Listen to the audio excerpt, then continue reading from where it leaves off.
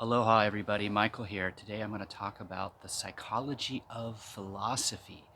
So, the book that I'm currently writing is called The Psychology of Religion.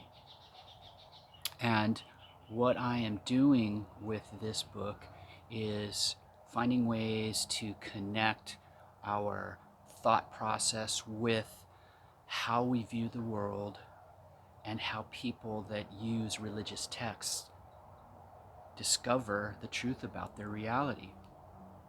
So, what I wanted to connect today is psychology and philosophy because really, philosophy being the pursuit of knowledge, the love of wisdom, is really what I believe most people use religion to accomplish.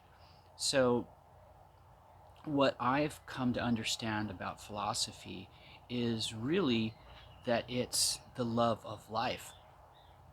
I've been a philosopher since the age of 3 when I first became awakened to my awareness when I got stabbed in my left eye with a toy gun by my twin brother Patrick, which was actually um, quite an alarming awakening.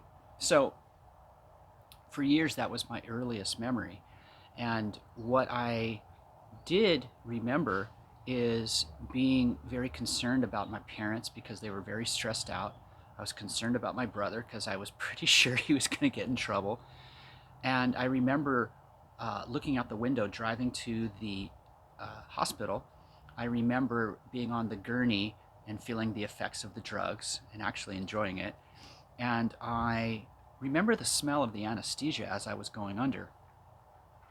It wasn't until, and also the first color that I saw was the color purple. My dad was wearing a purple shirt when he took me into his room to rest while they were figuring out what to do with me. Years later, in my 20s, I saw a picture of um, our third birthday. My brother and I were sitting by our cakes. We each had our own cake, and we were giving the thumbs up. And that triggered my actual first memory, which was looking at the 3 candles and the middle flame in particular. And I remember the motion of the flame, the colors of the flame, and actually the sound of the flame as well. And that was my only memory of having 20/20 vision. So I had this feeling of peacefulness that is just beyond description, that I really became aware of how to pursue this feeling in the year 2020. So, in a way, my 2020 vision is my 2020 vision. So, what does that mean? Well, I realized that there is a way to find peace in this physical reality. So, really, what I have done as a philosopher is made the connections between science and spirituality, psychology and religion, philosophy and faith, and I understand how to access information, raw data, using my senses. And what I can do with that raw data is use my emotions, transform it into usable information that we call knowledge, and then I write about it. I share what I've learned. So, what we can do with this knowledge is simply express ourselves freely and share it. So, what happens with our biochemical responses when we discover the truth about something, when we learn something, we become more aware. Our conscious rate of frequency increases its rate, we become more powerful, and our awareness expands.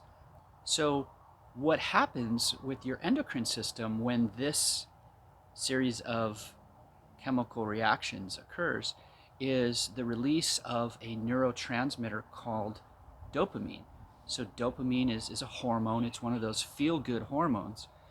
And when you learn something, and it doesn't matter what it is, if it's information that is useful to you, allows you to navigate through this reality in a way that makes more sense, you become more clear, more lucid, more consciously aware, and aware of your consciousness. So learning is fun because it feels good. So really, what we can do is seek truth. When we accept the truth, we become more aware of why we exist on Earth. Why do we exist in the first place? Well, it's so that we can share love, share energy, share information, share knowledge. Why not? So, learn how to be aware of your consciousness and be conscious of your awareness. Have a conversation between the two. Merge these parts of your being so that you can become more aware and more powerful in what you know, and use it to help others to empower themselves to do the same. So, I love you. I understand why people think the way they do, why they do what they do, why they say what they say. And I know how it feels. Namaste.